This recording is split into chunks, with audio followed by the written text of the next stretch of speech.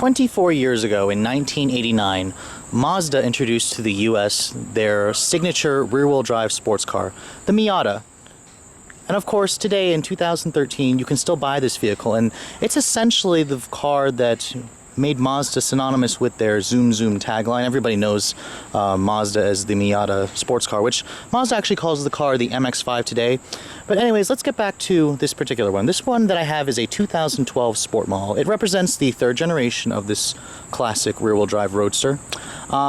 Mazda actually did make some updates to the car. It was introduced in 2006, and you know, today in 2013 it's probably due for an update soon, but you could still buy a 2013 model brand new today, and it essentially looks like this. Mazda updated the car with the signature smiley front end in 2009, and I gotta say the look is very interesting on this car. I actually like the look of this car a lot. I know there are a lot of people who are very faithful to this car that prefer the second generation or even the first generation with the signature pop-up headlights. Now, the Miata or MX-5 is available in 4 different trims for 2012. What I have is the base sport model. It essentially comes pretty well equipped. You'll have projector headlights, 16-inch alloy wheels, fog lights. This particular red color looks fantastic. And then, of course, if you upgrade to the Touring and Grand Touring, you'll get larger 17-inch wheels, and then the Grand Touring offers premium features like a better sound system, push-button start, HIDs. And then, of course, there is a special edition model for 2012 and 2011. But essentially, you basically buy this car because you're a driving purist, you're a driving enthusiast. This car is very simple, it's very lightweight. It weighs less than most of the subcompacts on the market. Probably weighs about the same as Mazda's subcompact 2. And it's paired with a 4-cylinder engine. This car is basically the classic proportions. It hasn't really changed much over the years, and I'm very curious to see what Mazda is planning to do with this car. But for those of you who are looking for the ultimate in driving fun with the top down, the Miata still represents basically a vehicle in a class of its own. Now, when you look at the interior of the Miata, it hasn't really changed much, and it's kind of refreshingly simple compared to all the tech-laden environments of today's newer cars. This car is just nicely driver-oriented and just very easy to use. Now, because this is a pretty low-slung sports car, it's very low to the ground, so those of you who don't like that will probably not like this car. And it's also very small in here. The interior is very cramped. I mean, you can see with such a tiny footprint, don't expect the most interior volume. And here's the key for the vehicle. If you get the Grand Touring, you do get push-button start, but this is Mazda's switchblade key. Basically signature Mazda chime here, and then when you turn the ignition on, the gauges, they don't do a sweep, but they are very classic and easy to use. I mean, this car kind of competed with British roadsters at the time, and you know, even today there's not really much competition for this vehicle. Now, the 2-liter 4-cylinder engine is a pretty nice engine. It's a pretty free-revving engine, and it makes really good power for incredibly lightweight this car. Now, in terms of the interior, it hasn't really changed much. It's a pretty simple design. It actually almost reminds me of Mickey Mouse here with the circular vents that kind of look like ears. Here's the head unit for the radio. It's refreshingly simple. It doesn't even have a USB port, just an aux port, and then basically just your stock sound system. If you want a better sound system, you got to go for the Grand Touring with the Bose audio. In terms of the dashboard materials, it's all hard plastic here. I mean, this car isn't very expensive when you buy it, but the interior is not bad. It's not cheap per se, but it kind of just, it's very simple. You have silver painted plastic here, a glove compartment that's actually a pretty good size, and then when you look at the steering wheel here, it's nicely leather wrapped. The sport model comes with the leather wrap. You get steering wheel audio controls, cruise control. Don't expect to find Bluetooth. This car doesn't have Bluetooth, and in terms of the door panels, it is slightly soft touch here. It's not really that soft, but it feels rubberized, and then down here it's softly padded where your elbows are going to rest. Now, in terms of the window controls, they're down here in the middle, and it's automatic up down for the it's just automatic down for the driver and for the passenger. It's not automatic up. Kind of weird how they didn't just make it automatic completely. Now, in terms of the driving position, you actually can see really well out of this car, especially with the top down. And the top itself is very easy to put down, so those of you who aren't very strong with moving the top can definitely appreciate that. The top is just manual top.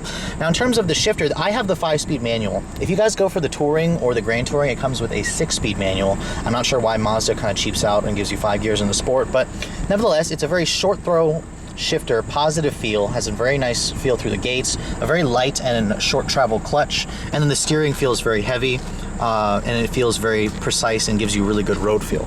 Now, there is a small little lockable storage compartment here. And looking at the rest of the center console, you have little cup holders there, and it is slightly rubberized right here where your elbows are going to rest. Now, this little partition here is actually a wind deflector.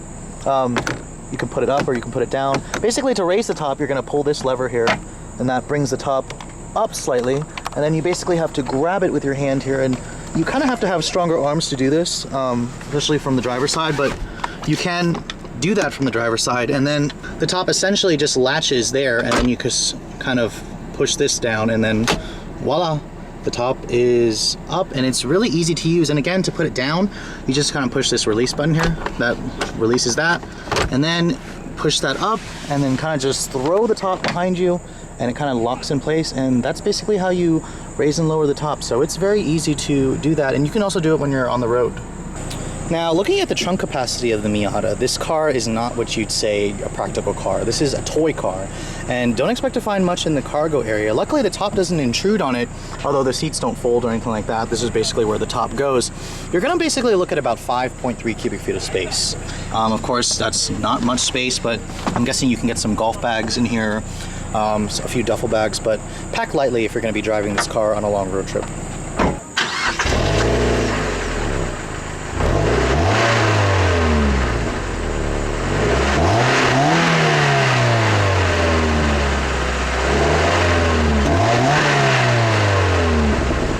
And then when you look underneath this somewhat longer hood, you're gonna find a pretty small engine. This is a small, lightweight car, so that's okay. This is Mazda's 2-liter MZR 4-cylinder. It's kind of like a variant that you find in the Mazda 3. In this application, it makes 167 horsepower and 140 pound-feet of torque. You can get it with either a 5-speed manual in my tester, or you can get it also with a 6-speed manual or a 6-speed automatic. Fuel economy is actually pretty decent, 22, 28. With rear-wheel drive, such a lightweight, this thing is incredibly fun to drive. The engine's pretty free revving also. And you know, in terms of what's available on the market, this car doesn't really have much competition. The S2000 is gone. The Mustang is much bigger. The 370Z is much bigger. This car really is in a class of its own. You could kind of compare it to like a Mini Cooper Coupe or maybe a Fiat 500, but those cars aren't rear-wheel drive. But anyways, paired with that 5-speed manual, let's take a look at how it drives. So it's been a long time since I had the opportunity to drive a Mazda Miata. In fact, I can't remember the last time I drove one, and I hadn't actually had a chance to drive the current generation, so I'll be excited to show you guys my thoughts on the car, and so far they're pretty positive.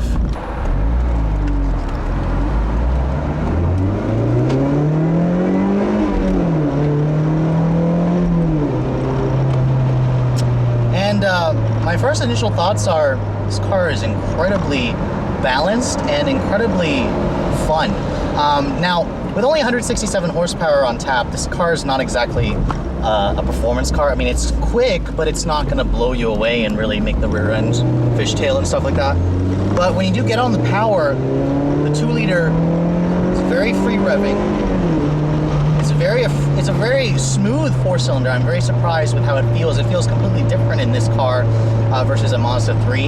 And it's just incredibly balanced. I mean, you've got a perfect 50-50 weight distribution.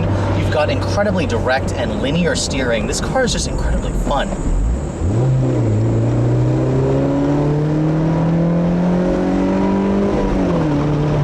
I'd say 0 to 60 times with the 5-speed take about 6.9 seconds, maybe just a tick over 7 seconds, which is not bad. I mean, you're still going to get beaten by most of today's family sedans, but then again, those cars are going to be eating your dust when you go around corners. Now, the one thing about the Miata that really surprised me is the ride quality. This is such a small, tiny car, and I was expecting it to ride and crash over bumps, but it doesn't. The car rides very supply, and it just feels incredibly tight, incredibly solid. Even though this is an older design, it still feels incredibly balanced and fun. It's unbelievable. Mazda has a hell of a chassis with this car, and I gotta say, if they actually gave us back a speed version, there was a Mazda Speed Miata, I would definitely consider buying this as my track toy car. This car is just so much fun. It puts a big smile on your face, which is why it's grinning at the front of you.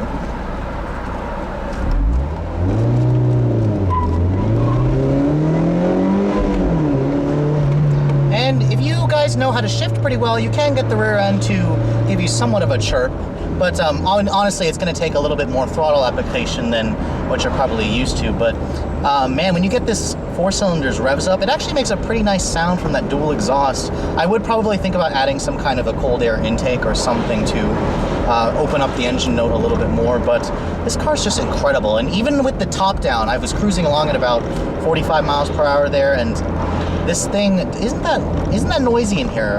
You can thank that little partition back there, which is kind of like a little wind buffeter, but this car with the top down is surprisingly quiet. And I actually have the AC on right now, and it's about 93 degrees out here, and it doesn't feel all that hot in the cabin. So Mazda's done a good job with just the overall ambience in here. Now, when you are just cruising along, the one thing you will have to put up with, unfortunately, is the fact that this car, the gearing is pretty short, which is what I actually like. Mazda's geared this 5-speed for performance as opposed to efficiency, and the thing does rev pretty high on the highway. I expect probably like 4,000 RPM at like 65, 70 miles per hour, so you will have to get used to that. The 6-speed models will be a little bit better, but those of you who are thinking this car will be a quiet highway cruiser, no. Think again. Even with the top up, this car will make a lot of noise, which brings up an option here. You can get this car with a retractable hardtop, which obviously mine doesn't have. You can't get the Sport with it. You got to go up to a Touring or a Grand Touring to get that hardtop, which I probably would recommend because it makes the car a little bit more secure. You can see going around corners, this thing was built to take mountain roads and go faster on them. This thing is just unbelievable. The steering is just amazing. I have missed driving a car that was this focused, and I love how there's no tech stuff in here to distract you. I mean, this is a driver's car, and I want it to be a driver's car. I don't want all those tech toys to be distracting me. The shifter itself is also incredibly accurate. It has really nice positive throws. It doesn't mind being hurried, and the clutch is very forgiving. You could easily teach someone how to drive a stick in this car.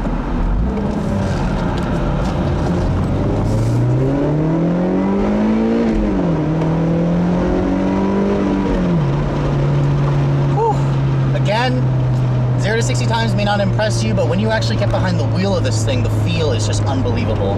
It's just incredibly fun, and it really will put a smile on any driving enthusiast's face. So that brings me to the conclusion of this review. For 2013, Mazda made a couple more changes to this car, and you can basically still get it in the same trims. There's a new club trim replacing the Touring, and I still would highly recommend it. I mean, in terms of the competition, there is no competition on the market really for this car right now. The S2000's gone. There's no small sports cars like this that are just incredibly pure and fun. So I gotta say, for those of you who want a bargain, a performance bargain, the Miata still represents a big chunk of that. So if you're in the market for a classic rear-wheel drive sports car like this, make sure you go to your local Mazda dealer and check one out. You can get these for a steal. Thanks so much for watching, guys. I'll catch you all later.